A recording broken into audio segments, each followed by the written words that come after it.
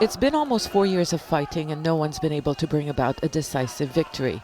Faced with a deadlock, the Russian government has stepped in to try to revive the political process to end the fighting. Now Russia is at the forefront of efforts to restart talks. There is no Russian initiative as such, but the international community is moving towards finding a political solution.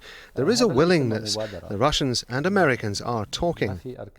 Mu'azz al-Khatib is a prominent opposition figure. He once headed the main opposition in exile, the Syrian National Coalition, the SNC, before resigning out of frustration.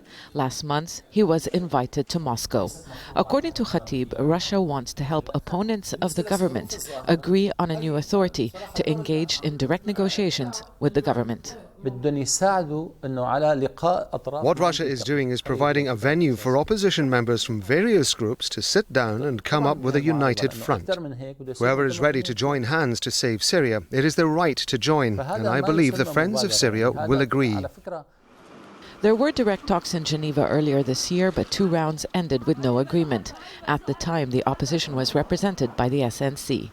Now, some reports suggest that the U.S. agreed that other groups from inside and outside Syria could represent the opposition in future talks.